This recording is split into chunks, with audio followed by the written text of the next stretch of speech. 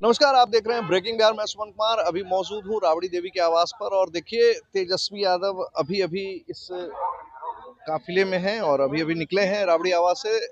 तेजस्वी यादव ने भारतीय जनता पार्टी और नीतीश कुमार पर निशाना साधा। उन्होंने कहा कि नीतीश कुमार को भारतीय जनता पार्टी ने ठग लिया है।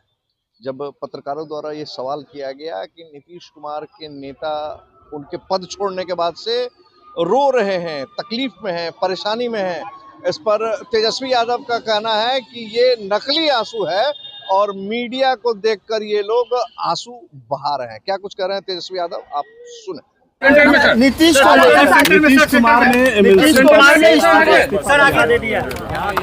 देखिए, ये तो दूसरे सदन में कोई भी अगर चुना जाता है एक सदन से जो है इस्तीफा दिया जाता है, काफी फॉर्मेलिटी में उन्होंने दिया है, लेकिन बात वो नहीं है। बात ये है कि बिना मर्जी ये निर्णय जो है दबाव में लिया गया है।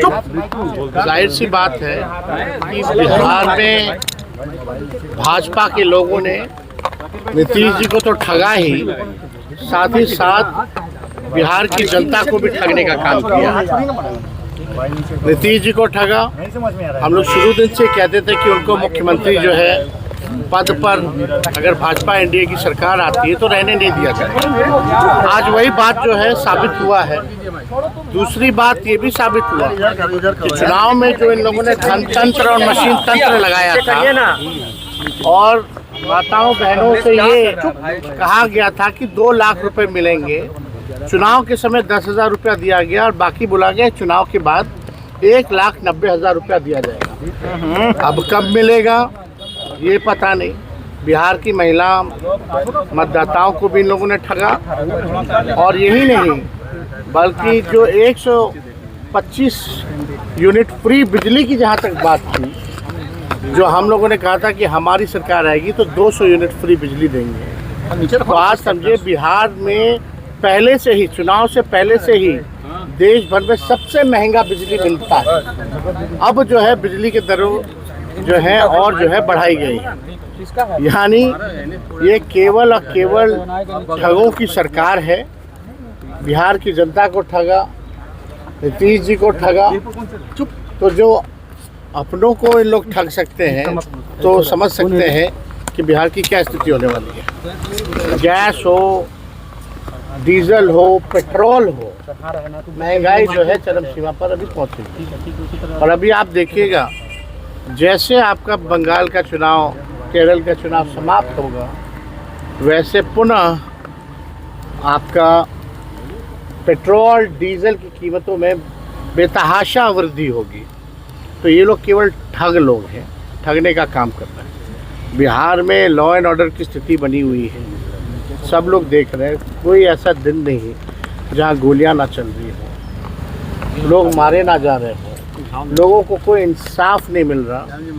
लेकिन भाजपा केवल लगी है हर जगह जो है कब्जा करने के लिए सरकार बना रही है। मुख्यमंत्री कौन होगा इस सवाल पर कोई कुछ नहीं कह रहा है कि कब इस्तीफा देंगे मुख्यमंत्री पद से। उसको लेकर इतना सस्पेंस क्यों बनाए हुए हैं? देखिए इस पे तो हम कुछ कह नहीं सकते हैं कौन तारीख को देंगे, कौन से समय में देंगे। लेकिन एक बात तो तय हो गया कि नीतीश कुमार जी को बीजेपी ने ठगा है और ये भी बात तय हो गया, स्पष्ट हो गया कि नीतीश कुमार जी अब बिहार के मुख्यमंत्री नहीं रहेंगे। विधायक और मंत्री ये साफ।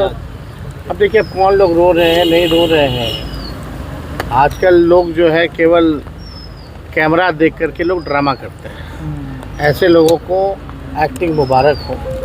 अब कुछ लोगों को बचा नहीं, सब कुछ तो कर ही लिया है। आजकल लोग तो पढ़ाने का भी काम कर रहे हैं, अब कलाकारी का भी काम कर रहे हैं।